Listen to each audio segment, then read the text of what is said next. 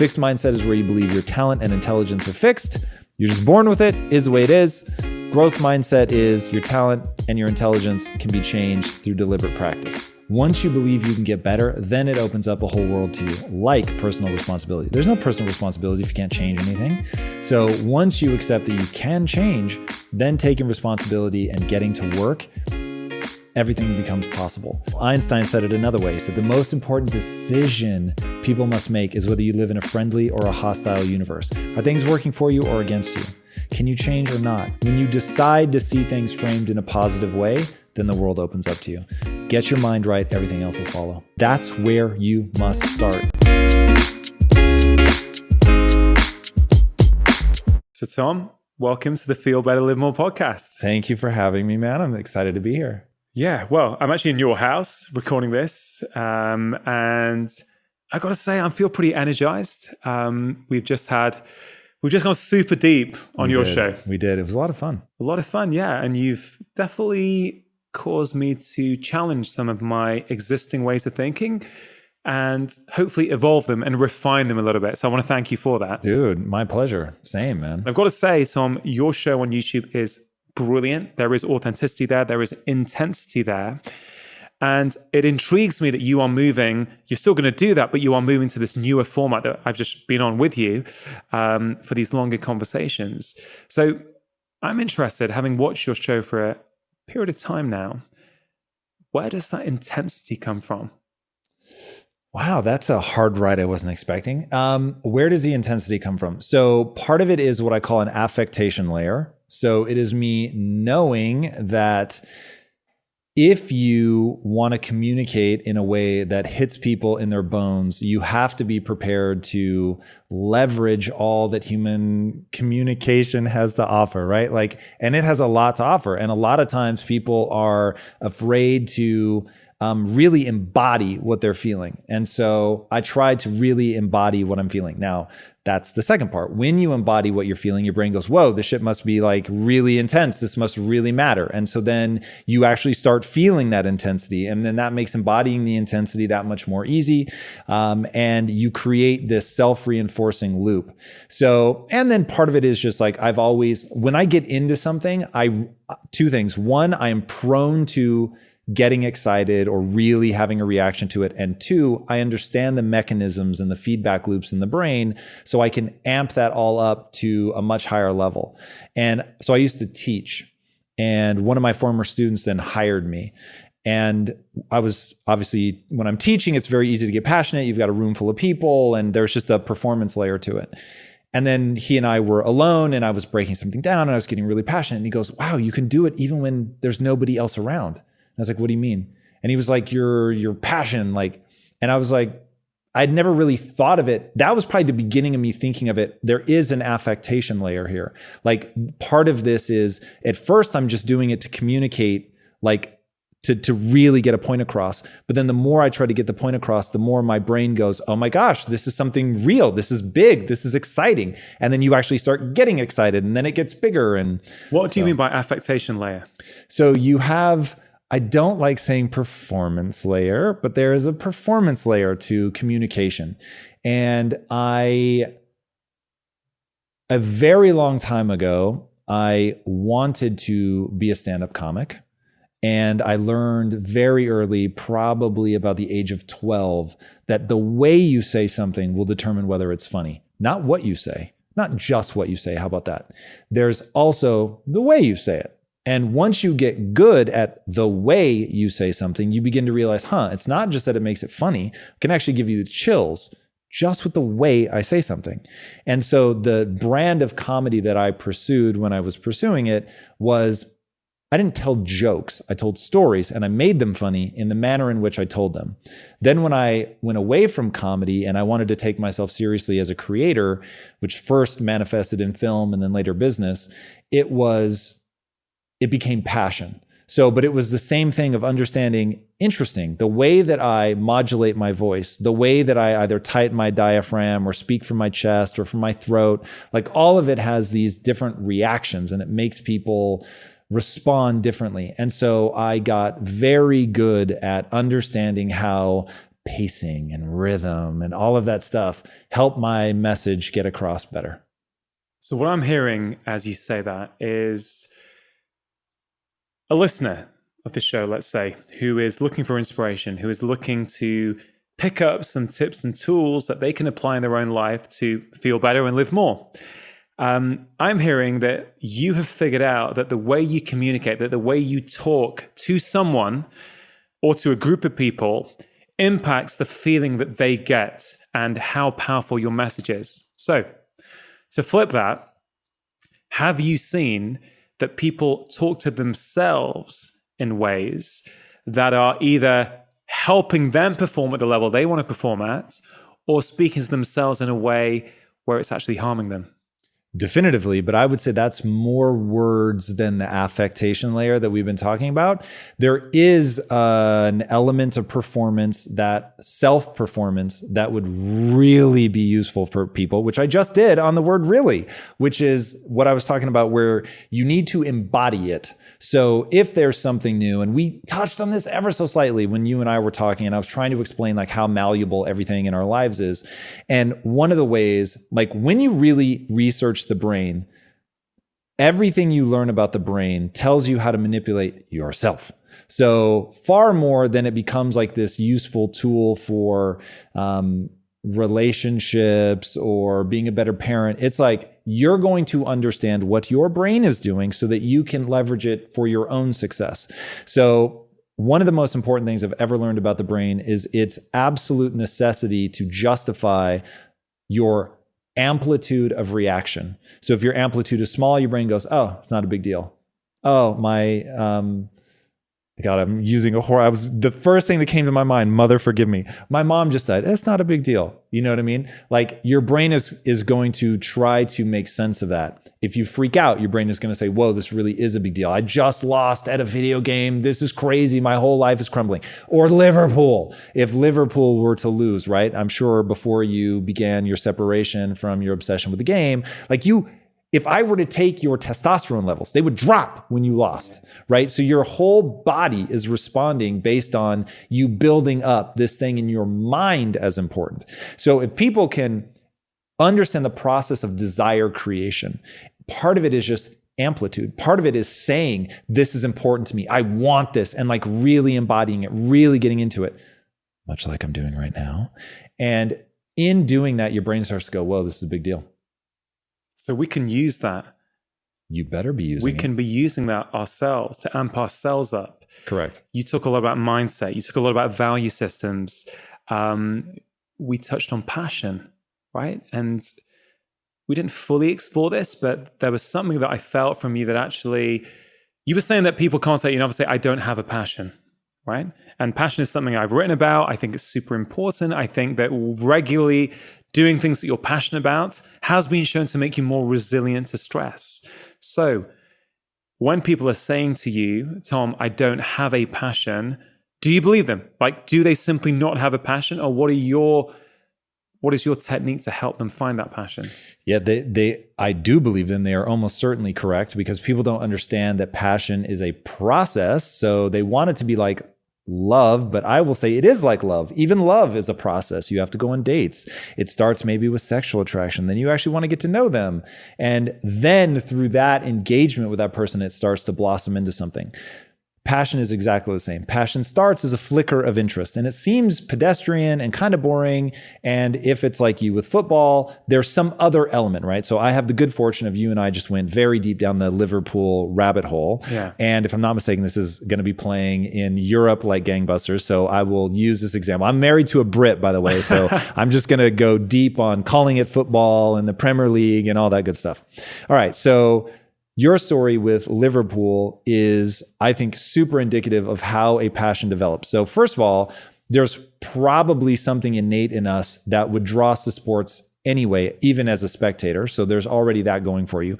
Then you happen to have the immigrant journey of wanting to fit in, and your friends were into it, and you've got your home life where it's, a very different cultural upbringing. And then you have the westernized school life, and one anchor point would be soccer. And then it's this team spirit environment and all of that. And so you begin to feed into that. And what starts is like, oh, this is kind of fun. Oh, this is interesting, becomes, oh, my friends really like it. And it's a great way to bond. And oh, I feel connected to them. And there's oxytocin going like crazy. There's dopamine rushes, and you're getting all this neurochemistry, and you're like, whoa, this is so cool. And so you start to embody it. And the first time you cheer, oh my God, like this is literally what happened to me. So I'm a diehard Spurs supporter now.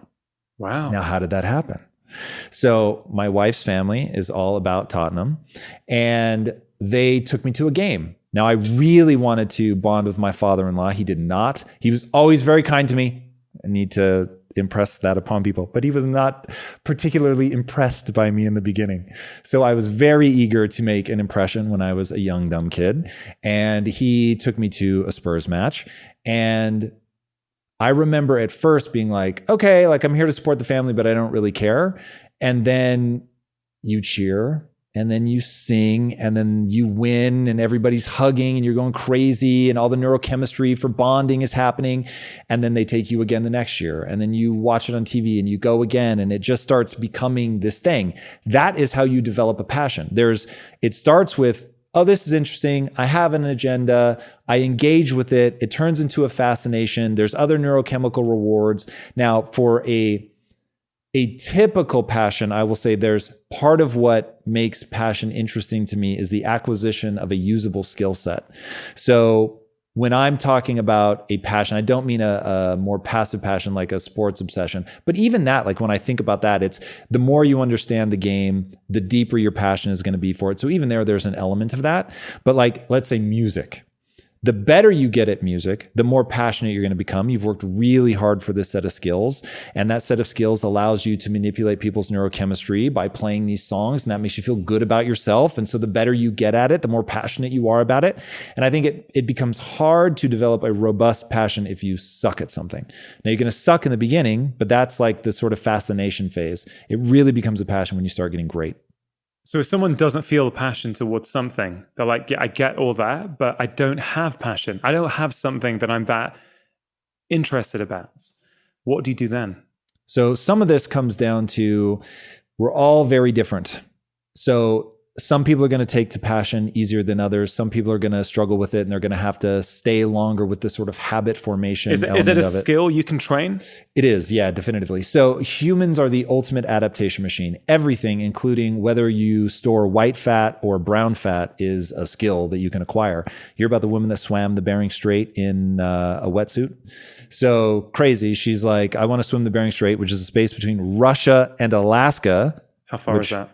Far enough. It could be a bathtub. That shit is so cold. Like the fact that I don't know. It isn't. Admittedly, it's a long not way like, and it's cold. Yeah, it's not like 1,000 miles, but I'm gonna guess it's 20 miles. I mean, it's something. It's a significant swim in the freezing cold. It is a significant swim in a swimming pool, let alone in the freezing cold. So this woman, for a year, she sleeps in Alaska with the window open.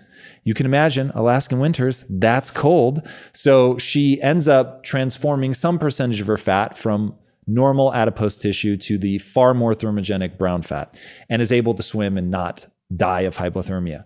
So that's but one extraordinary example of the ways that humans can change. So when you understand that, okay, this is a game of adaptation, of directed adaptation. I'm going to pick this thing that I'm aiming at, and I want to get good at that. What is that thing? Maybe that thing is learning to desire. Maybe that thing is courage. Maybe that thing is playing the piano. All of these things are things that you can get better at. Grit is probably my favorite thing that people think of as, well, you're just sort of born with it. You either have it or you don't. No, even that can be developed. Meditation being one of the most extraordinarily simple ways to get better at being able to stay focused on something over and over and over, which is a key component to grit. So it's all learnable. That's the punchline there. This is one thing I really wanted to explore with you today, Tom, is this idea that a lot of these skills, a lot of these behavioral patterns that we think are, no, they're innate. We've either got them or we don't. You passionately believe that you can train these as skills. And I really want to explore that because why are you so convinced that we can train these things as skills? Where does that come from? And what are the ways you mentioned with passion, but with other things? I mean, you have spoken before about your value systems, which I find incredibly fascinating and almost to the point that, I don't know what you would say. Is it possible to live your best life? It's a very, very broad, generic term. Is it possible to actually, do what you want out of your life, get what you want out of your life without clearly defined values? No. So I think that one of the biggest mistakes that people make is they mistake their value system, their belief system for objective truth, when in reality, it is things that you have assumed through osmosis from your family, your friends, the greater culture around you. And once you recognize it as the construction that we were talking about before, you can't unsee that. And you begin, like the easy example is to think about people that grew up in other cultures from you. They just see the world differently. And you look at them and think they're crazy. Religion being the easiest one. But you grow up somewhere else in the world and you just have a different default religion. And that different default religion gives you a whole lot of different base assumptions about life and what it means to serve a higher power, or just the way that it gives you a very different basic framework for right and wrong. And I mean, it is really pretty extraordinary to me that humans, simply because they grew up in a different place, would go to war over a different fictional story and kill each other and die in the name of that story. But we do take those beliefs on, we do take those values of that culture on, like to the core of our being, to the life and death point. So, or let's take a silly example. In America, like 20 years ago, soccer just seemed stupid. It was something that kids did. And you didn't get many adults that pursued soccer. Whereas if you grew up in England, man, holy hell. So it's, in those different cultures, your dad is cheering you on. He's got you a kit when you're a little kid, and like you just wear it as a default and you want to connect with dad. So you have the kid, and then you go to school and they have kids, and it's like the neighborhood you grow up in, like all who you support, right? So it becomes like a whole thing. Humans are so, like, we are designed to soak in whatever environment we happen to be born into, because not just like locationally, but like what's going on. Is food scarce? Is this a time of hardship, a time of plenty? And so making sure that we adapt to that, we don't come pre-programmed with as much as, say, a horse, right? A horse is walking day one. Like, it is crazy how long humans have to develop. We have a part of our brain, which I'm telling a doctor here, but the prefrontal cortex doesn't finish developing until you're 25. That's crazy. It's not made of different materials. It's not like that material is harder to make. It forms last so that it puts sort of that capstone after you've taken in all of the information about your surroundings, figured out the culture that you're in, and then it sort of solidifies and cements. And the part of your brain that gives you the control and all of that comes after you've got your beliefs and your values and all those things settled into place. So when I think about almost certainly, you ready for the bombshell? Yeah. Almost certainly, to answer the dark side of your question, we're probably complete automatons with absolutely no free will. That's almost certainly true. But if you act like that, your life is going to be miserable. And so I can't fathom a universe in which it makes sense to use volition, if you have any, to frame the world like that. It just doesn't make sense. So even if I am just simply pre-programmed to tell people that they can change their mindset and they can change their beliefs and values and all that, like it has been so transformative in my own life to do that, to step back and go, oh, I was on a path that I was so unhappy. And I had the world's most fixed mindset. So for anybody that hasn't read Carol Dweck's seminal book, Mindset, fixed mindset is where you believe your talent and intelligence are fixed. You're just born with it, is the way it is. Growth mindset is your talent and your intelligence can be changed through deliberate practice. So I was headed down one path where I thought, I was just born with this, whatever this is. And my life was about putting myself in situations where I felt cool and smart. and didn't believe I could get any cooler or smarter. And then when I finally realized, oh, wait, that's actually a dumb way to frame the world, click, binary switch over to, I choose to believe that I'm malleable, that I can get better, that I can get smarter, that I can learn something today that I didn't know how to do yesterday.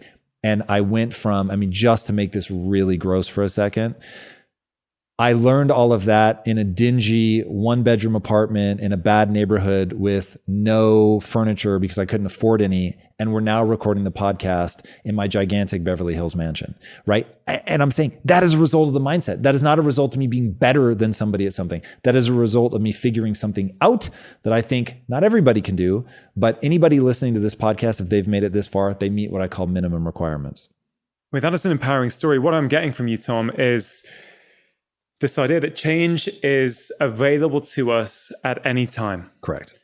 And, we explore this a little bit on my conversation on your show about what does it take for us to change? Do we need adversity of a certain intensity to ask ourselves, to challenge our own belief system and make us change, basically? And I guess this is something I know you wrestle with. I wrestle with this all the time. I lie in bed thinking about this stuff, thinking, do you need fundamentally pain on one level to actually start the process of change? I don't think necessarily you do, but I think a lot of us, unfortunately, that is what ends up happening. That certainly is for me. What was it for you? How did you go from changing from a fixed to a growth mindset? Because I've heard people say, you've either got one or the other. You've either got your fixed mindset or you've got a growth mindset. And this fascinates me on an individual level. This fascinates me for patients that I see. Frankly, this fascinates me for my children, right? 2 young kids under 10. I want to learn from you about these different mindsets. If we are malleable, if we can adapt, if change is always available to us, then what are those things that we should be doing? So here's the bad news about my story. It, of course, involves pain. So I didn't have to hit some crazy rock bottom, so I'm very grateful for that. So mine was a mixture of deep personal shame, of feeling like I was talking a big game about being successful, but I was not doing anything to actually become successful. And my father-in-law certainly was lovingly calling me out on that. And made it clear that he didn't want me to marry his daughter because he didn't see me doing anything with my life. And his very pointed question was, how do you plan to take care of my daughter? And my response to him was, I know what you see as a broke, out of work, undereducated kid, but I'm the most ambitious person you've ever met. And then the next day I laid in bed probably for 4 hours in the morning and had done that the day before and the day before and the day before and the day after and the day after and the day after. And it wasn't until finally I was like, man, I'm telling my wife or my then fiance, I'm going to make her rich one day, and I'm not doing anything to actually make good on that. And I've been saying this stuff for a very long time. I've been telling people I was going to be rich probably since I was 11 or 12. And so I just thought, wow, I say this all the time, but I'm not doing anything. And the fact that my wife, then fiance, is having to guilt me just to get out of bed, like that's a bad sign. So that begins a process. There was nothing binary, unfortunately. It wasn't like some lightning rod moment where one day I have a fixed mindset, then I have a growth mindset. Like I'd started researching the brain by this point. And so I'm thinking like, yeah, man, like it is a little weird that I'm not doing anything. Like, what do I know about the brain that would sort of explain this? And then as I begin learning about the brain and start coming across some of these ideas about brain plasticity and how much we can change, and I start really buying into that, then I meet people that they wouldn't have called it a growth mindset. We didn't have that language back then. But they had a growth mindset and they believed that they could change. And so I was like, whoa, yeah, this thing that I believe, I'm actually seeing it here in reality. And so right then I got involved in being an entrepreneur. And being an entrepreneur is like, if you want a growth mindset, put your house on the line and start a business.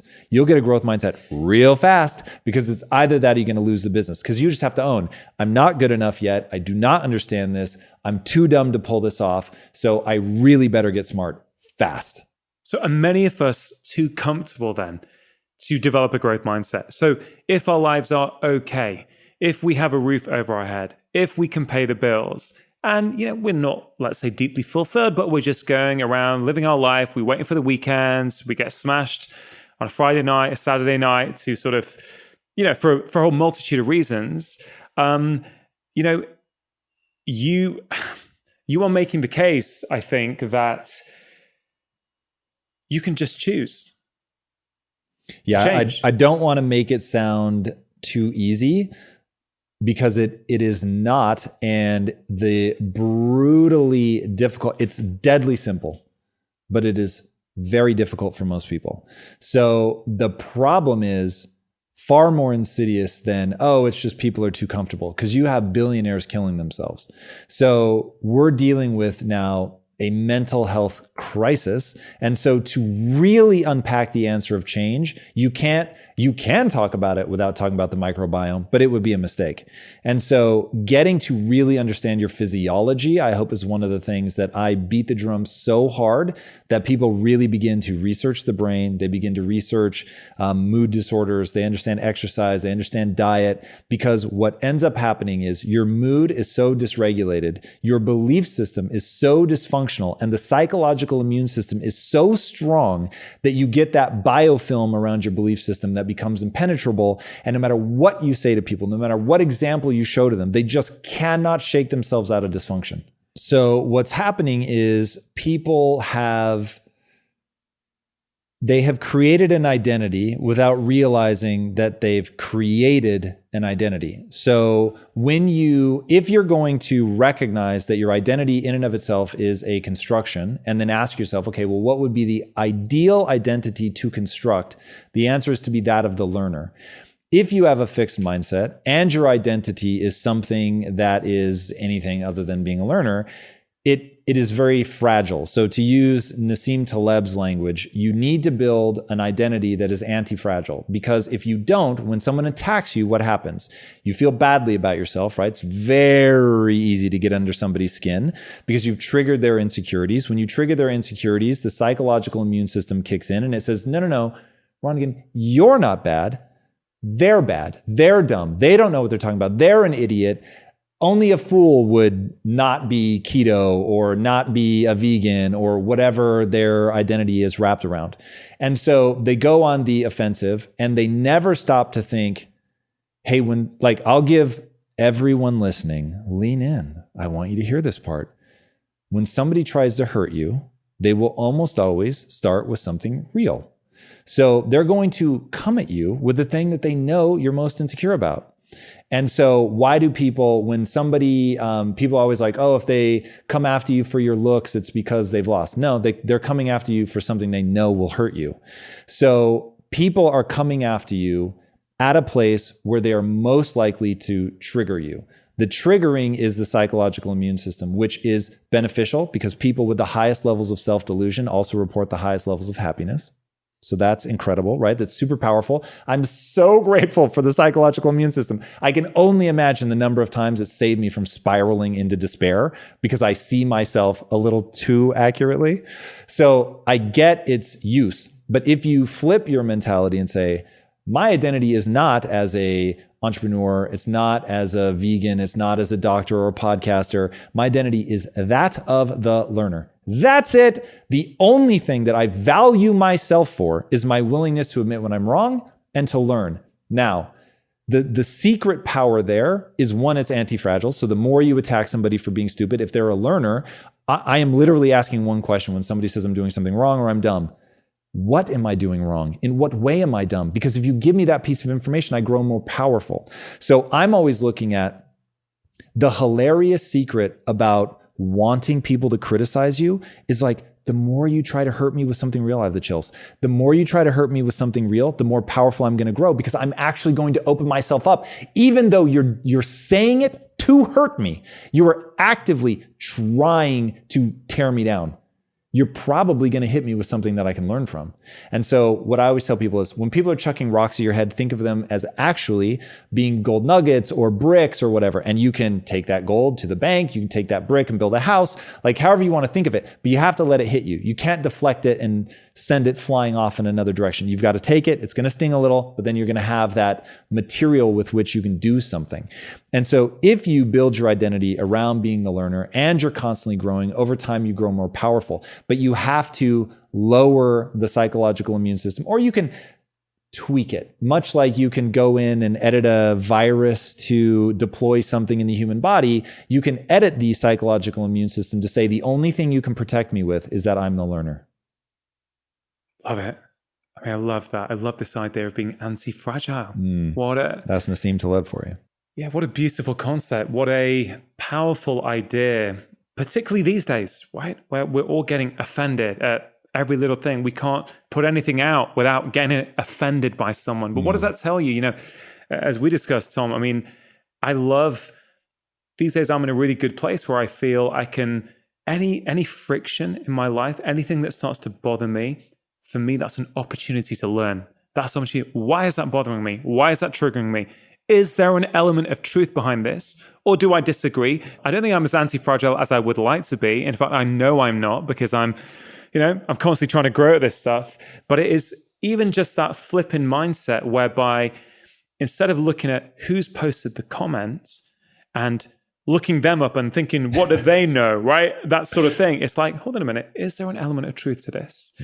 Why is this triggering me? And I think that then comes back to this idea that you said, when we realize that these ideas that we have constructed are simply, they're just constructs we put in our mind, right? But if you have not realized that is what you said, you've not realized. So how do you help people? Is it possible to help people who have not yet realized, or who don't accept that what is in their mind is a construct, that accept this is the way I am, this is my personality, I cannot change that? So here's the very distressing and painful realization I've come to. It's probably possible. It does not violate the laws of physics. So there is some like magical answer that you get to. And as a doctor, you well know it's going to be different for every person. So now it doesn't scale. And since I'm obsessed with scale, I just had to let go. If somebody's not already there, if they're not willing to go, okay, I buy that premise and now I just need like the different paths and the ways that I go about this, but like the central premise I buy, I just don't put energy there. I actually find that very distressing. And my initial inclination, because a lot of this, of course, is born from there are people that I love that don't have a growth mindset. And so it started with, I just want to help that person. And then you realize, wow, man, I've been at this for decades and I've made no progress. So this is certainly a function of me. I'm not good enough to make that breakthrough. So I can keep going and try to optimize my everything for that one person. Or I can say, you know what? When they have sort of terraformed their own mind to the point where they're receptive to this, I will be here. But until then, I'm going to go over here and just say, all right, look, here's a base assumption that I have. If you agree with that and you want to understand like where I'm coming from and how to use these tools and tactics, like then I'm here. But otherwise, there's a guy named Jeffrey Canada who introduced me to this concept. And I really want to get him on my show because I think I'm quoting him accurately, but I responded so strongly, and I probably encountered this idea almost 15 years ago now. And he grew up in Harlem and said, I'm going to go get a degree and I'm going to change the education system. And he ends up getting a full ride, I think, to Harvard, and goes back into the school system and realizes, whoa, you can't change it. And gets very influential in starting up his own education system and realizes that you can't save the adults. And so he said, you have to give up on the adults and focus on women who are pregnant or may become pregnant. And all you need to do is get them to read to their children, because it's the number of positive words people hear by the age of 5 that like he considered the single most predictive thing of their future success, which is exactly why he said your zip code is so predictive of your future success, because it basically says how many words, positive words you're going to hear by the age of 5. And I was like, fuck, that's crazy. But when you think about the language centers of your brain and like what that impacts in terms of future ability to communicate and get a good job, and oh man, it's just crazy. So anyway, that whole concept of give up on adults, focus on kids, gave me the language to understand, give up on people for whom it's not that it's an impossible task. It's that it is so hard it doesn't scale. Go where it's easy. And if you're talking about education, easy is young. And so when I think about mindset, the easy is people who already embrace the notion of a growth mindset. They may not have built one yet, but they believe in it. So how do you build one? So that's easy. Like once we get to the part where, okay, now you're prepared, you just have to understand the confluence of things that make up your frame of reference. You can think of it sort of as a mini personality. So your frame of reference is going to be dictated by your beliefs, your values, your identity, your habits, your routines, basically all the things that fall into the default network of the brain, anything that you do automatically. So when you get a grasp on those things and realize that all of them are malleable, like beliefs, people often mistake for objective truth. And it simply isn't true. Like when you think about the fact that your brain is doing its best to create a virtual environment for you that is in no way, shape, or form meant to objectively represent reality. Like just think of the narrow band of the light spectrum that we see, the narrow band of frequencies that we hear. Like it's really small. And our brain has just gone, these are the ones that matter to us. But if you did the same to a bat, it would crash and die. So it's like, it's different for every species. Every species took a different Umwelt, if you will, strategy and said, okay, here are the things that I care about. Here are the things that I care about to optimize my environment. I think that the byproduct of the nature of the human animal is what you see, which is a deep propensity for self-loathing, which you don't accidentally escape that. I think that it takes a lot of work for people to become something that they're proud of, to contribute meaningfully to the group. I think that we have so many mechanisms designed to keep us alive. Don't resent the negative voice in your head that is saying bad things about you. That was so important at a time where if you were ostracized, let's say you were a sailor and they left you on an island because you couldn't tell that you were pissing people off or that they didn't like you. Like that was some real life or death stuff. So all of these mechanisms served a purpose. We just have to now also be grateful for our ability to be self-aware, to learn about the brain, to be recursive in our thinking and go, hey, does that belief serve me? Let's talk about a really tangible example. So we're talking about beliefs that we have constructed. So a very common thing for people to have is negative self-talk, right? So, I see it in friends, I see it in patients. I can't stick to any diet. Okay, this always happens to me, right? So there are universal truths for sure, but are those statements universal truths? No, clearly not. So somebody who is listening to this, who is he says, yeah, man, that's how I talk about myself. I'm pretty hard on myself. I put myself down all the time. I'm not the kind of person who exercises, workouts, they're just not for me. Oh God, I'm the one who always gets passed up for that job promotion, right? Are these examples, in your view, of self-limiting beliefs that can be shifted? Definitively. Yeah. So in every case. 1,000%. Those particular examples, 1,000%. So my thing, a rule that I live by and a rule that I aggressively try to give anybody that will take it is only do and believe that which moves you towards your goals. So if you want to feel badly about yourself, then telling yourself, yeah, I always get passed up for a promotion, the world is against me, like that is a dark place to live. If you want to have the confidence that's needed, the lightness, the charm, then you've got to internalize that, oh man, if you add value, you're going to move forward in life. This is all going to work out. It's going to be amazing. The amount of almost delusional optimism you need to be a successful entrepreneur is hilarious, because if you can't believe, you certainly can't get anybody else to believe. And so you've got to have this willingness to say things like that in your head. Like right now, my stated goal is to build the next Disney. Now you can imagine the odds of me pulling that off border on zero, but I don't think like that. I can't allow myself to think like that. So it's I have to say, okay, this is interesting enough to me. And what I'm what I value myself for is the sincere pursuit. So I've completely divorced myself from the outcome. I don't care. Whether I do it or not is irrelevant.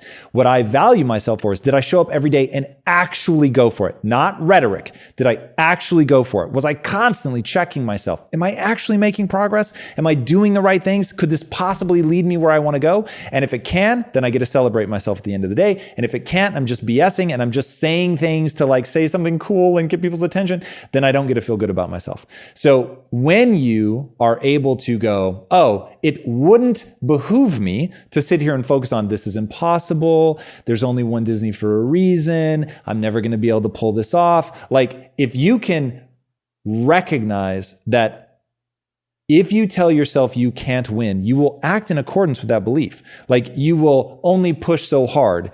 Whereas if you believe, no, it's not going to be easy.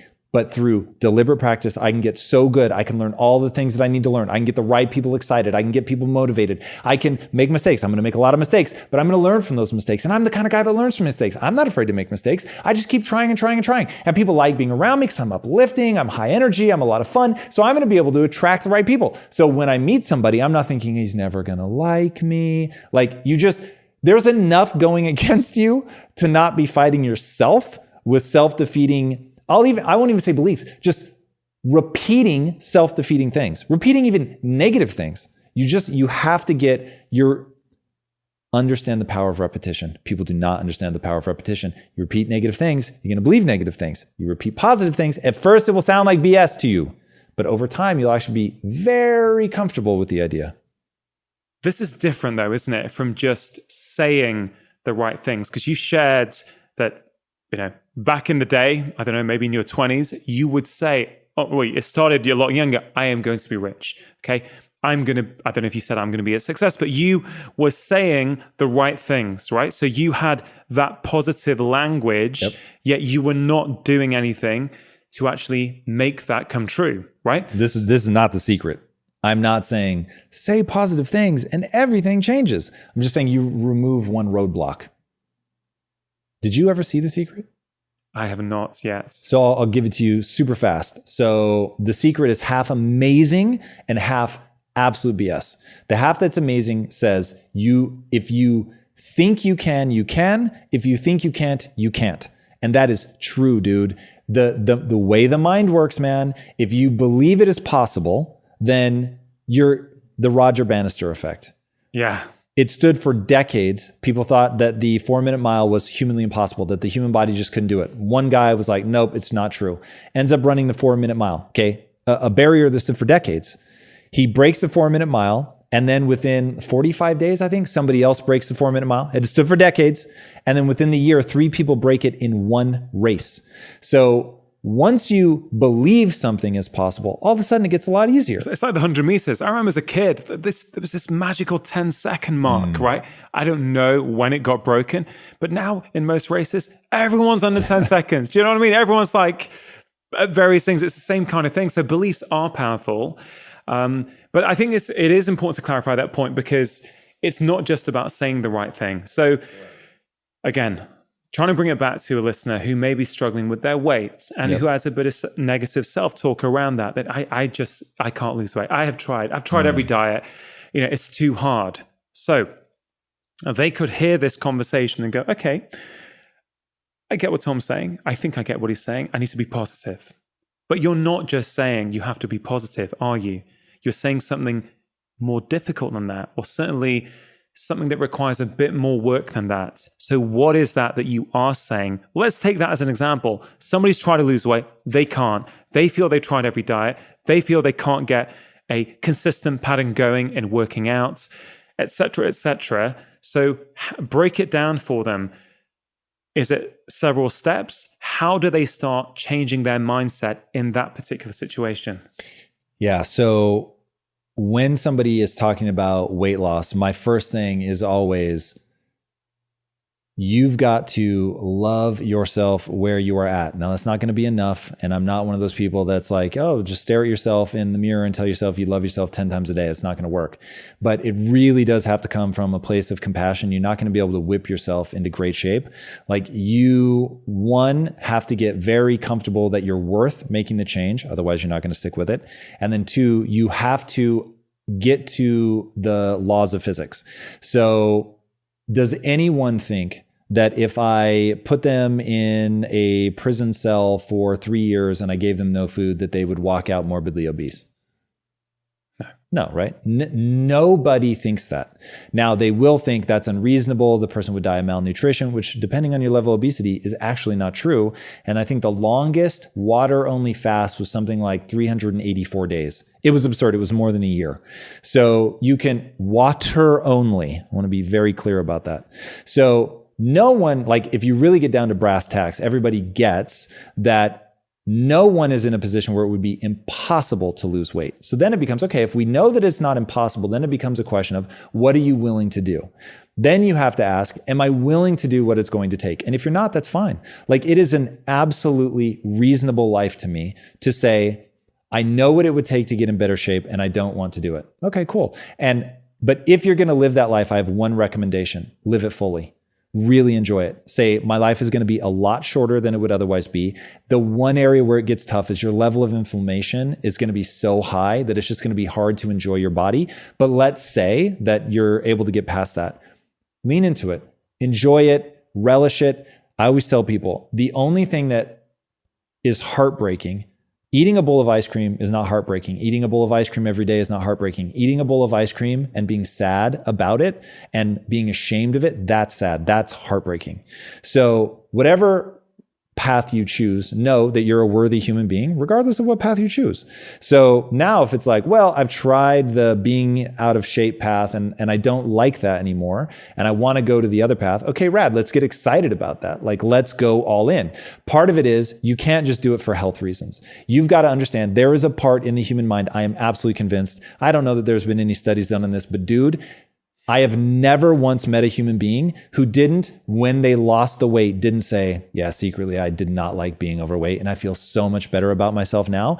I think there's an innate part of the human brain that tracks how you look, how you feel, and how much effort you put into it. And when you put a lot of effort into creating a positive feedback loop, dude, something so magical and beautiful happens. And I'm just telling you, there's nothing more rad than getting strong and feeling good about your physique. There's nothing. And it is so petty. And that's why no one wants to talk about it. But that is the God's honest truth. Like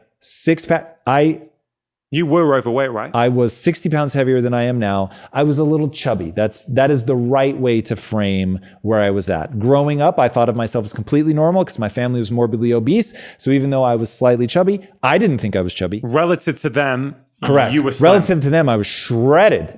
And then so when I went to college, long story as to why, but I ended up losing like 25 or 30 pounds. So most people... Intentionally, you were trying to do totally accidentally. Okay. And like I said, long story about work and work ethic and the whole thing. But anyway, I ended up losing a lot of weight and not having enough money. But when I bumped into a girl who I hadn't seen since high school, she was like, oh my God, I always thought of you as the chubby kid. And I was like, wait, what? I replayed my whole life like in The Sixth Sense. And I was like, I was the chubby kid. I had no idea. So anyway, I was slightly chubby growing up, nothing crazy. By today's standards, not in the slightest. And then in my 20s, late 20s, early 30s, I was 60 pounds heavier than I am now. So when I got lean and had like just razor sharp 6-pack abs, dude, it's rad. And don't let anybody tell you that it's not rad. It is super rad. It is as cool as you think it's going to be, but it's a lot of energy and effort. So I don't need people to do that. But whatever path you're going to go down with enthusiasm. So if they choose they're going to go down that path, you have to start telling yourself a different story. Anybody can lose weight. They have to do the right things. There's a lot of individual variability, so I'm going to have to experiment. I'm going to have to stick with something. There are basic nutritional things you're just going to have to get right. And I don't know that we'll agree on this, but if you gave me, in fact, can I tell you a show that I actually want to do?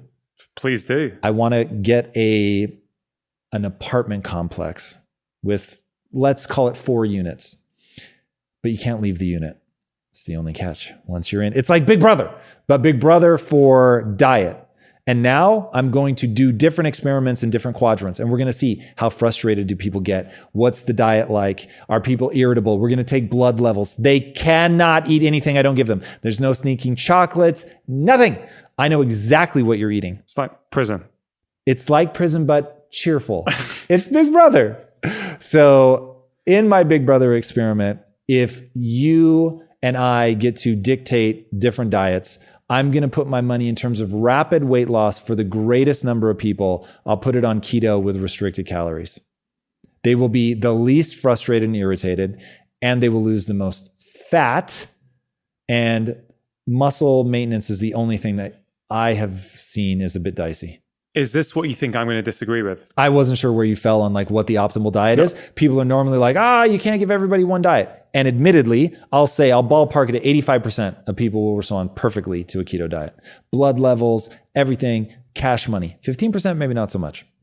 Hey, I don't necessarily disagree with you. I've never measured ketones in my patients. It's just not something I do. But when I have used particular strategies, low on refined and processed carbs with certain patients, particularly those with metabolic issues like type 2 diabetes or high fasting insulin levels and high blood pressure. Yeah, I have seen you absolutely get rapid weight loss. You get a rapid reduction in inflammation. So things like even joint pain that people think they've had for years, which actually they think was down to their weight, often, not always, but often the joint pain gets better. Because actually suddenly it's not the weight that was causing the joint pain or not the whole story. It was the inflammation in the body that was driving it. I have seen this. I have also seen other diets work. So I guess... Yeah. And that's why I'm saying it's not a one size fits all. I'm just saying other people will get amazing results from other diets. But if you said you have to blanket, like what's the one horse you would back, that would be the one. Yeah, I'm not sure I necessarily say that's the one horse I would back, but I've seen incredible results. One of us has an MD, okay, and one of us doesn't. You've worked with 10,000 patients. I've worked with 0, so my money is still on you on this one. No, but look, I've become relatively diet agnostic for the simple reason that I've got to help the people who come in and see me, right? So if people have got a certain belief system around food, I still have to be able to help them. Right. I still have to be open-minded. And I think passionately that I should not put myself in a camp as a doctor. If I'm going to be open-minded, if I'm going to help everyone who comes in, if someone who comes in and they want to be vegan, I want to be able to help them. If someone comes in and they passionately have had good results on low carb and want to stay low carb, I also want to help them. So I want to help people around their belief systems. Sure, I want to do things that may ultimately challenge them and force them to actually change their belief systems. But you mentioned, how do you get short-term weight loss? I think there are a million ways to get short-term weight loss. But if you do this experiment, right, where you have them not locked up, but you have them in their voluntary confinement of eating what Tom Bilyeu is going to give them to eat, then what is the goal of doing that? Would the goal of that be doing what gives someone short-term weight loss? Is the goal there to show someone what is possible? Or is the goal, should that be a goal, short-term weight loss? Is that a valid goal? And again, I have never really been overweight. I have not been obese. I can only speculate what that feels like. I do not know. But do you think that that is a worthy goal when long-term can be a very, very different case from short-term? I would only optimize for long-term in the fantasy land. If we're actually, because keep in mind, I'm building a studio. So if you're talking, what would I do if it were an actual TV show?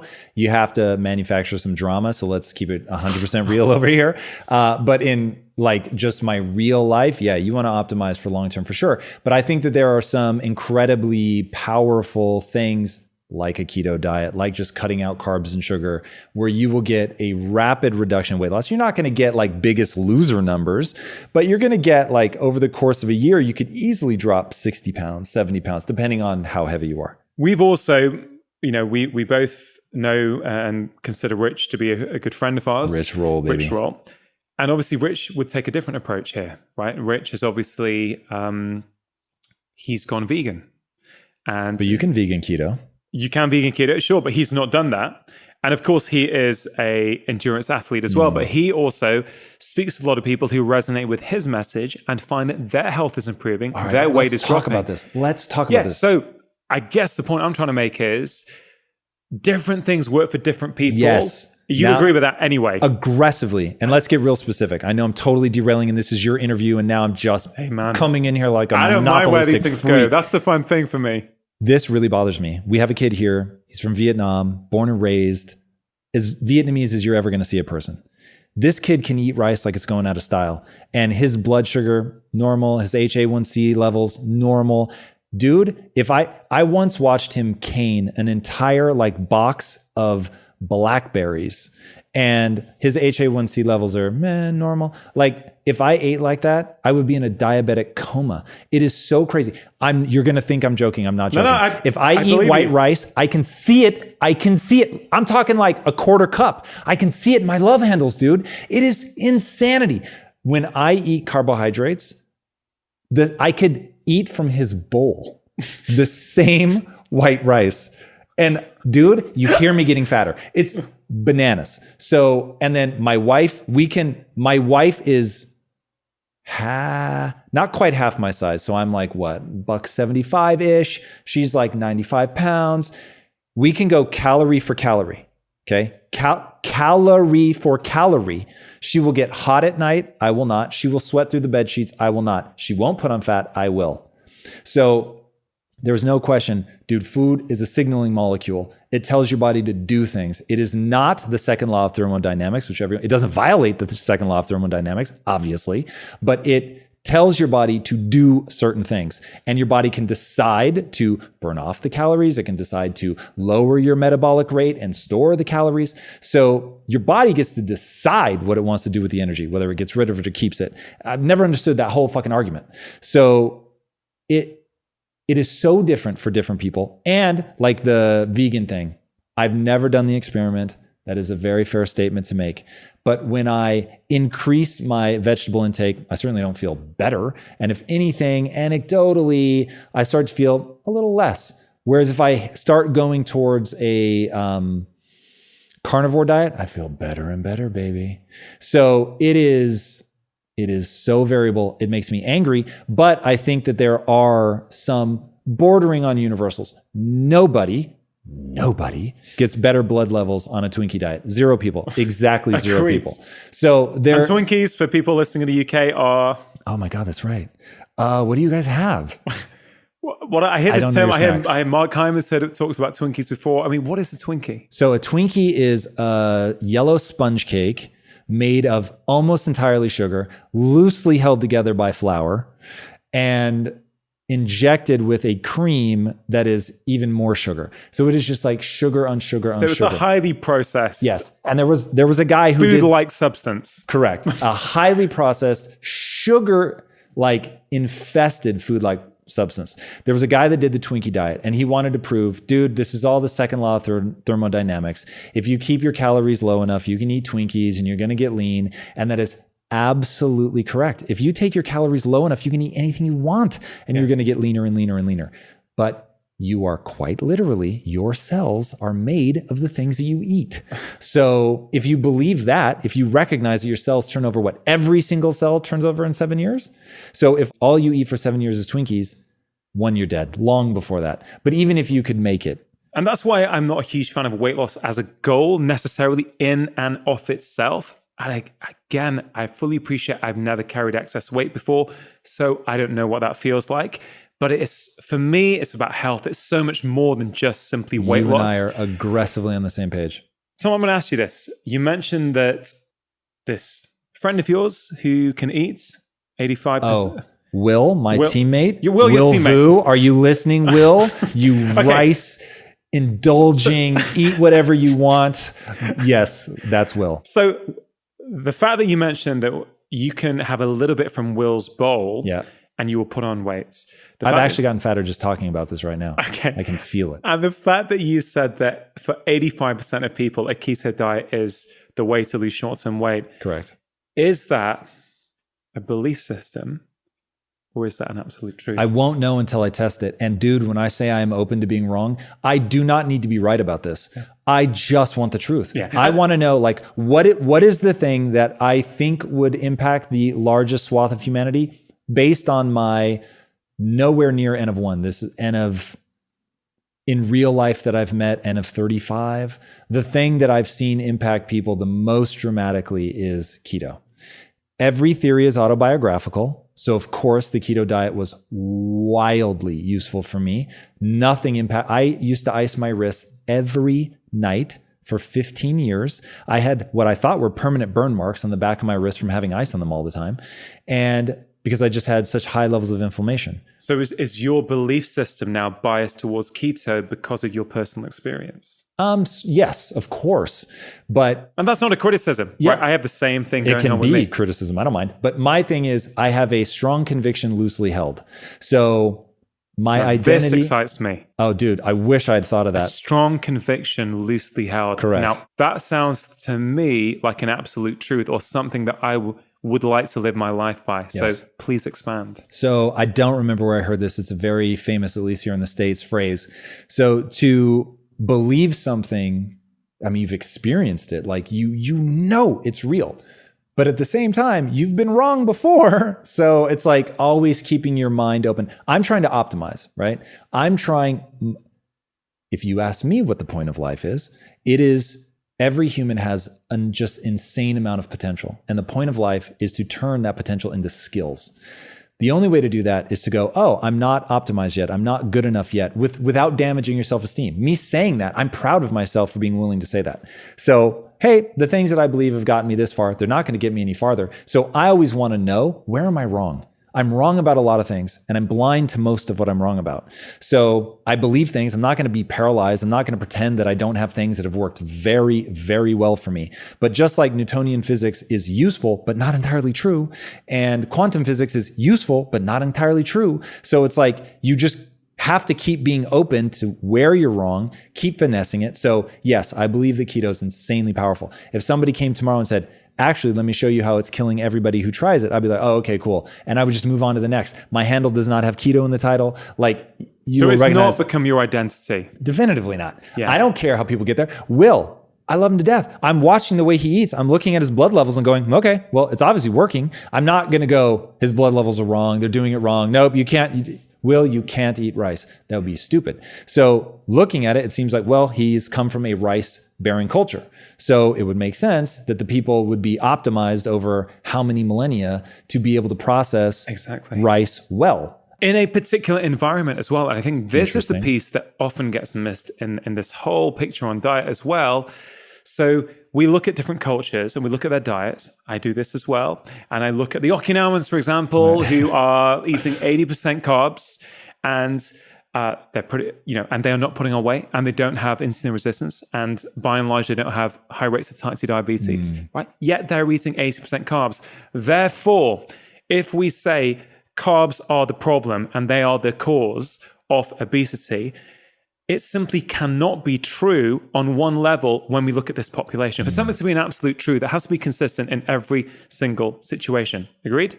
Yes. I'll give you one absolute truth on diet. Let me see if you agree with this.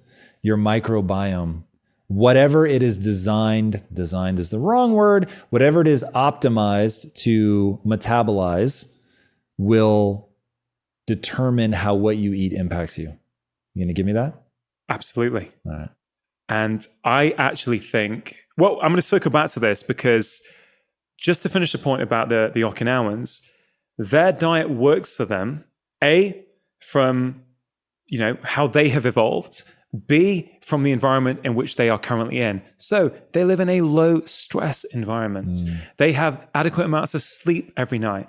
They don't eat meals in a rush. They sit together and have communal meal times. They have a strong sense of community.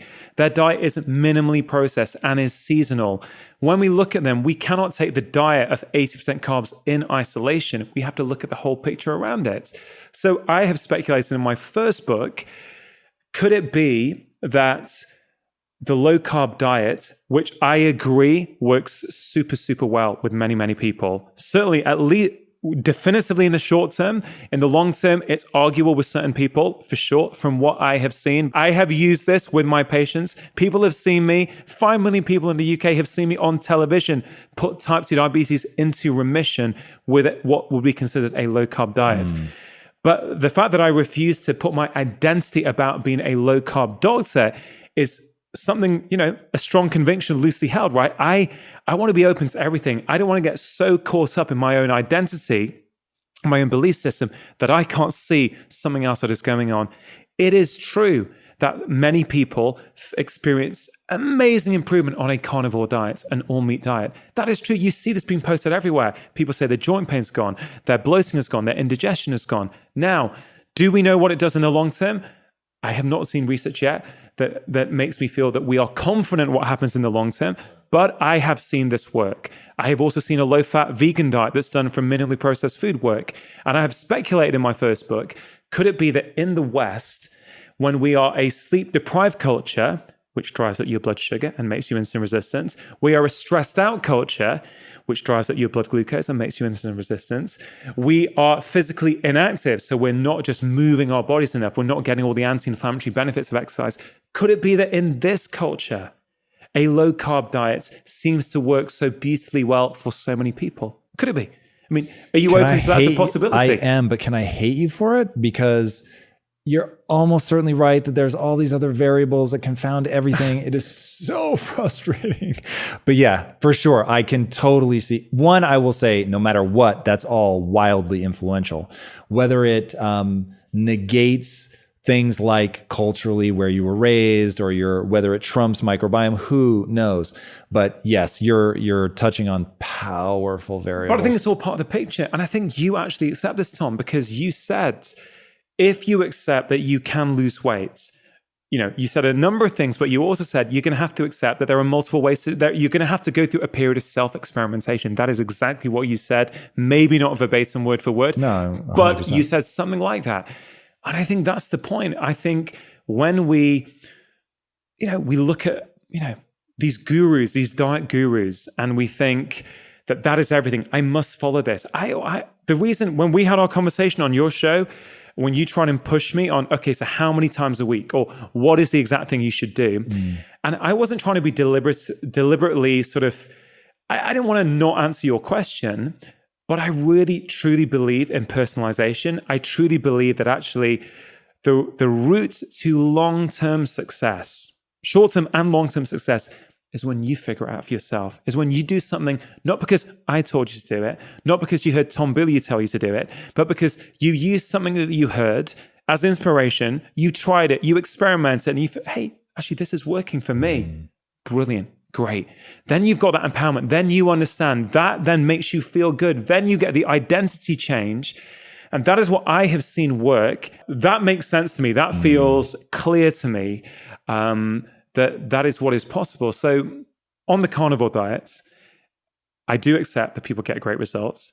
I happen to think my view on this is that these changes are being are basically happening through the microbiome. I think that many of us have got disrupted microbiomes these days, if not most of it. In fact, we know that all of us do to a certain degree compared to modern hunter-gatherer tribes. We know that, right? So we've all got what we are currently considering with our current belief systems, which again could change, suboptimal microbiomes. And I think the thing that often drives suboptimal microbiomes, when you have a suboptimal microbiome, too many carbs for some people, especially too many of the wrong kinds of carbs, the highly processed refined carbs, can cause problems. So therefore, I think when you go to a carnivore diet, I think initially at least what is happening is that you're not driving those imbalances in your microbiome. I do not have proof for this, right? So I'm giving an opinion at the moment. Sure. I want to make that super, super clear. But I think about this a lot because I am not oblivious to what is happening on social media. I'm not oblivious to these reports. I'm not oblivious to patients telling me, I've gone to an all-meat diet and I feel fantastic, right? We're not getting into the environmental issues and all of that. So that is another rabbit hole that, I'm not sure I want to go down necessarily today. But I think just to be super clear on that is certainly my view, which I actually happen to think is consistent with your view. Because I think that whole thing about strong convictions loosely held, if that is how you live your life, which I think it is from what I've seen of you on your YouTube channel, but even from spending time with you today, I think that is a great way to be. And it stops this whole identity culture where we become so defined by the way we eat. That is everything about us. And I actually think social media on one level has made it challenging, because you go on Instagram, people's handles, it's almost defined by one of the choices they've made. And on the face of it, I don't think people think that this is a problem. And I don't think I did until we're having this conversation. As I think about it, I think, could that be a sign? Do you see where I'm going here? Could that be a sign of something deeper? Could just the simple thing of, hey, I'm setting up my Instagram accounts. Oh, I love eating this way at the moment. I'm going to call myself, whatever, right? If language is important, and I think we both agree that language is important, if belief systems are important, then what does that do when your identity that you are putting out to the world now becomes defined by a particular way in which you eat? Do you think, Tom, that can be problematic? Wildly. I always tell people, be so careful what username you pick, because people will do like Fat Man Lazy 101. It's like, that is not what you want to put your finger on and say, that defines me, that's who I am. Or Born to Lose. These are legitimate things that people reach out to me with stuff like that. And I'm like, man, you just cannot reinforce that. Like every time you're on Instagram or Twitter or whatever, it's like reinforcing this negative view that you have of yourself. And you've been speaking about repetition, right? What you repeat, you become. What do you repeat each day? And by doing that, what have you become? I don't want to give you a BS answer. So I have a list of beliefs that I used to repeat. They've become so automatic now that I don't. But if anybody's interested, I actually put them up for a free download on impacttheory.com. It's called the 25-point belief system. So those are all the things. Human potential is nearly limitless. You can do anything you set your mind to. It doesn't matter who you are today. It matters who you want to become, what price you're willing to pay to get there. There's a whole bunch of things like that were exactly what I had to start believing in order to change my life. Things that I repeat now, I can figure this out. That's probably the thing that I think the most often, because I'm often so daunted by what I'm trying to build, that to stay playful and to enjoy it, I have to keep reminding myself, I don't know how to do it yet. That's okay. The process is what this is all about. I'm committed to sincerely pursuing. I'm not worried about the outcome. I can figure this stuff out. And then getting excited about learning. Like I really, really love learning. And I don't love learning for an abstract reason. I love learning because skills let you do things. And the best example of that, I think, is architecture. Like when you learn architecture, you can build things like bridges that don't fall down when cars drive over them. I mean, that's pretty extraordinary. Or building a house that can keep somebody safe during an earthquake. It's like there's some pretty amazing things that humans can learn how to do. And being an MD, actually saving lives. So that is born of learning something that you at some point didn't know. You learn it, and then you're able to do things. So the glee that comes with learning for me is because I know I'm actually going to be able to do something I couldn't do 10 days ago or whatever. And what is this thing you're trying to build? Disney, man. I'm trying. So my whole thing is Really? Yeah, for real. Oh, wow. Now the question becomes why? Why am I building that? So I have chosen, because I don't believe that anything is given to you or it's your divine right or mission from birth or anything, but my mission is to pull people out of the matrix at scale by giving them an empowering mindset through narrative. So I want to tell people stories for all ages, kids, adults, everywhere in between, that give them stories that are entertainment on the surface. Think of The Matrix. But if you take Morpheus's advice, your life will actually be better. Or Star Wars. If you take Yoda's advice, your life will actually be better. Yoda led me to Taoism. Taoism really dictated a lot of my early life, which led me to understanding the brain and things that help me calm myself down and get out of my own way and learn how to deal with the shame and the negative voice and all of that stuff. So I want to give people stories that are on one level pure entertainment. They can just enjoy them and it doesn't feel like they're being preached to. But on another level is actually giving them beliefs and values that can propel them forward. I'm way distressed by the fact that people, the number one predictor of your future success is your zip code, not your IQ, which that would suck, but at least I could get behind that. But your zip code? So that's way too distressing for me. So I want to create all forms of media that change the course of people's lives. I'm blown away by that mission. I think it's incredible. I hope you get there for sure. But I guess even if you don't, it doesn't matter because you'll be doing something incredible along the way. It. And is this idea to be almost counter to Disney? Is that the drive? It is definitely trying to be a force for good. I don't think of it as being pitted against Disney. No. So the way that I see it is Disney created the most magical place on earth by telling one kind of story from 1,000 different angles. They're the only studio that's had that kind of discipline. So my question is, if they can create the most magical place on earth, can I create the most empowering place on earth? I mean, literally, I don't plan to build an actual Disneyland, but I think that having consistency of storytelling, making sure the brand means something, only telling one kind of story, always around empowerment, hero's journey, that's the goal. And I think that there are archetypal stories. They are archetypes for a reason. They speak to something very primal and very deep within us. And I'm trying to tell those kinds of stories in a way that has context enough that somebody can extract the values just as we would from stories around a fire camp in ages of old that really begin to tell you the values and mores of the society that you're growing up in. And for me, it's all about personal responsibility. It's about the ability to change, to be courageous, to, stand up and contribute, all that good stuff. Is that what impact theory is doing? Is that part of it? 100. That is it. We see ourselves primarily on the fiction side. And then what we do to drive awareness and market is the social side. So my belief is that if Disney were founded today, it would look like this. It would have social content and it would have fiction content. You would start with the fiction, that's sort of the top of the funnel, and then you graduate to the nonfiction. So we get you with the ideas of an empowering mindset, growth mindset, personal responsibility, all of that. And then we graduate you to the speaking direct into a camera and saying, think like this, act like this, and it will give you the most fulfilling life and allow you to do extraordinary things for yourself and to help others and all of that. And so that's sort of the way that we see people walking the path, but being honest about what my skill set was. When I started all of this, it was like, I had so much success in business that I knew I could go from nobody knowing who I was to building an audience off of largely that credibility that I had earned by building such a big company. And then once I had people's attention, I could begin to show them that there's something more here around mindset, about how I built the company, about what I had to do to my mind from going from a relatively bad employee to a hyper successful entrepreneur. And wow. So that's sort of the wrapping, but the message is just to give people that empowering mindset.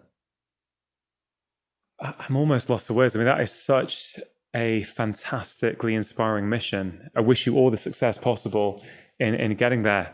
As we start to wrap this thing up now, one of your values that I once heard that I found super fascinating was this rule. Sorry, not value. One of your rules. I don't know how many rules you do live your life by, but one rule I heard was this idea that basically when your alarm clock goes off, you have to physically get out of bed. Is it within 10 minutes? Correct. 10 minutes or less. Do you still apply this rule in your life? Every day. Okay, it's the only thing I do every day, not Saturday and Sunday, but even then I'm So this is one of those things that you repeat day in, day out. Oh, yes. Right. When you said repeat, I thought you meant out loud in my own head. No. I meant what are the practices? What do I do daily? What do you do daily? So that one is the most religious. So because I am so, I'd be really interested to be studied because I really do think that I have a harder time clearing whatever neurochemistry from sleep there is. I have a harder time clearing that out than most people. So waking up for me is very painful. So I've had to create that rule. Otherwise I lay in bed for 3 and 4 hours. I'm not joking or exaggerating. So that's been really important. I meditate almost every day. I work out almost every day. I eat clean almost every day, including the weekends. So those are like the things that I do daily. But where did that come from? Read. I learn every day. You learn, of course, as a especially learner. on the weekends. Yeah. I mean, I think that is very much undervalued, and maybe next time you're on the show, we'll sort of go down that rabbit hole and explore that. But where does this come from? This, in particular, the one about getting up within 10 minutes of your alarm clock going off. I just would love to dive into that. I should have corrected you. I don't set an alarm clock. So I get up 10 minutes after realizing I'm awake. So once I realize I'm awake, I immediately look at the clock. I see what time it is. I have 10 minutes to get out of bed. I try never to wake up to an alarm. So I prioritize sleep. I get as much sleep as I need. And I go to bed early. So I go to bed at 9. My wife's out of town, so I might go to bed early tonight. But I go to bed at 9 and then I wake up when I wake up. Sometimes that's 3 a.m. Sometimes it's 7 a.m. Depends on what's been going on. But I find being tired a unique form of misery. So anyway, once I realize I'm awake, the 10-minute clock starts. I get out of bed immediately. And then against your wishes, well, that's not true. So usually I'll meditate very first thing I do. I'll meditate for 15 to 25 minutes. And then I go straight to work. Now I used to work out after. I used to do this in a whole different order. I used to work out immediately, then meditate, then work. Now I meditate, then I typically will start working and then go work out. And that in that elapsed time is usually about 3 hours before I go to the gym. But this is all happening so early in the morning. But just to clarify, it's not that that's against my belief system at all, actually. You have created an intentional life for yourself, right? You have gone through various processes. You have put in habits. You have done the self-experimentation. You would not like the level of stress in my life, though. I'm going to be really honest. Hey, I've got a high level of stress in my life, but I would argue that the things that you are doing on a daily basis are making you more resilient to that stress. I'll give you that. So therefore, stress is not necessarily about, the whole conversation about stress doesn't always have to be about, I need to reduce the stressors in my life, because for some people, they simply can't. You know, if you can't afford to eat properly, if you're working 2 jobs, if you're on benefits, you don't feel, and I've worked in practices where this is the case with people, you know what, I'm realistic. That is stressful, right? That is real stress, right? It doesn't mean I can't help them be a little bit more resilient so they can tackle that stress a bit better and they can manage their life a bit better. That's what I'm passionate about. You know, whether you're living in a mansion in Beverly Hills or whether you're in inner city town in the UK and you're on benefits and you can't afford to properly eat, you know what? We've all got different stressors, and doesn't mean we can't become more resilient. So I would argue that you do daily things that make you more resilient. I also would argue that you have created an intentional life where you, as you say, you work out every day, right? So you are literally relieving stress from your body every day. If you're working out every day, that is more than what most people do, right? Exercise is one of the best stress relievers. It doesn't matter to me that you are working maybe 15, 20 minutes after you wake up, because you're meditating first and you are making sure that you have time later to put in the things that are going to help you. So look, as I said on your show, it's all about personalization. You have gone through the process and now you can personalize the life for you. And I find that inspiring. And that's what I wish for every listener of this podcast. On that, to finish off, Tom, I'm going to make it 2 questions rather than 1 question. And I know we're both tired because we've been talking for a long period of time. We're still here, man. We are ready to rock. Penultimate question. Yes. Right? Good use. You don't hear that word enough. You have interviewed over the past 3-4 years. About 4 years, yeah. 4 years, you have interviewed some of the most influential and high-performing people in the world. So, in all those conversations, from the learnings from all those conversations, is there a consistent theme? Are there some common themes that you have learned? And would you be open to sharing them? Yeah, of course. So the only one that I'll say is just absolutely universal. You have to take responsibility for yourself. That's the simple as. And that's why, man, it is so hard when you're talking like weight loss. It's like, I want to love people at the same time and then tell them, it's on you, man. It is on you. They're like, it might be harder for you. I get that. It's got to be the hardest for somebody, and that somebody might be you. I understand. I feel like it is brutally hard for me to lose weight, brutally hard for me to gain muscle. But man, you just cannot make excuses. And I say that with like love. Yeah. shooting out of every pore that I have. But it's like, it is the only path. It is a law of physics. You have to take responsibility. You have to take action. No one is coming to save you. No one is going to do it for you. Everyone that has ever achieved something extraordinary comes to grips with that realization and then gets to work. Period. I mean, that's powerful. That is the one truth. Thing that has come through from pretty much everyone, I guess. Not pretty much. Everyone. I'm talking people that have been horribly victimized, people that have had it great. They all come to the same conclusion. I have to take responsibility for myself. That's it.